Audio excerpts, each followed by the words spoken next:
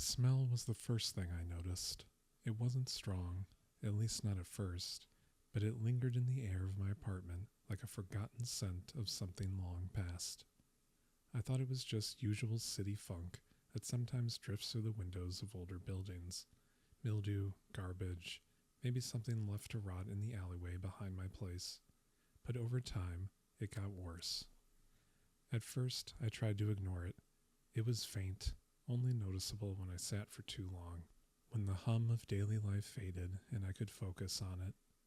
But it didn't go away. The smell became more persistent, like a damp, earthy odor that settled into my furniture and into my clothes.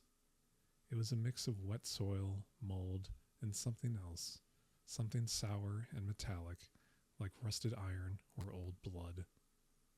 I checked everywhere in my apartment, the pipes under the sink, the drains, the garbage disposal, nothing.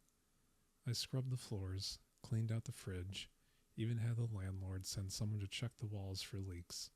But there was no source. The smell just hung there, inescapable and sour. After a few days, it got worse. I started waking up in the middle of the night, the stench filling my nostrils, making it hard to breathe. The air in my apartment felt heavy, damp, like the smell was soaking into everything.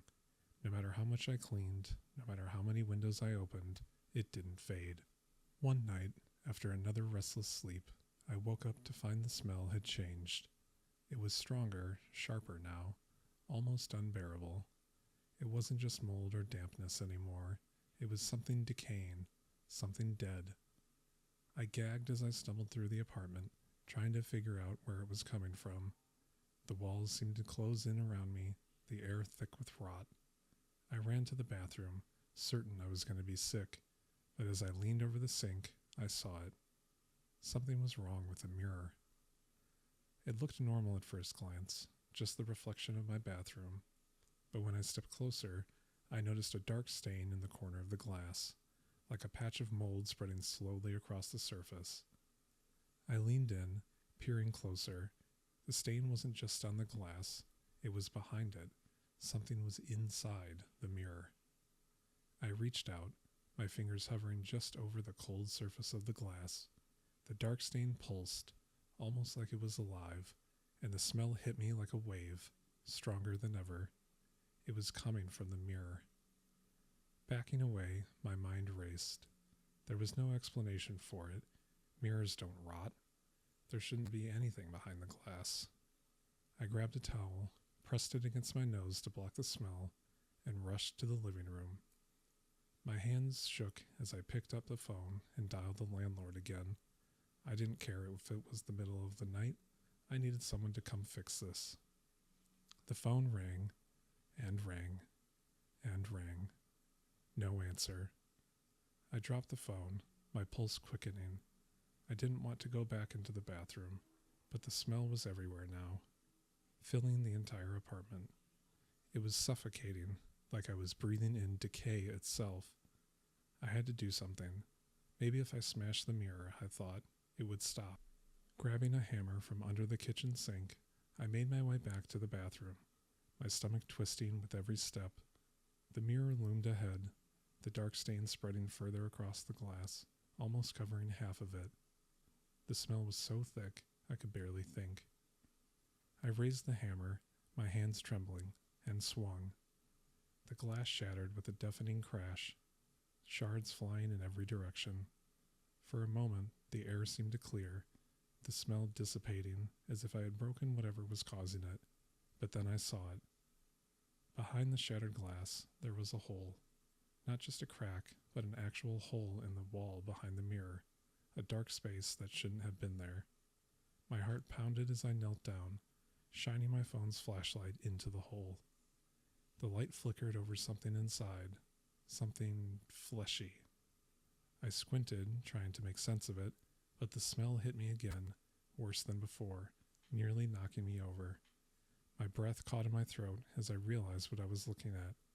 It wasn't mold, it wasn't dampness, it was a body. The rotting remains of something or someone was crammed into the wall behind the mirror, decayed and twisted, its skin a sickly gray-green, its fresh, partially decomposed. I stumbled back, the bile rising in my throat, but my eyes couldn't tear away from the hole. The body was wedged deep into the wall, as if it had been there for years, hidden behind the mirror, decaying in secret.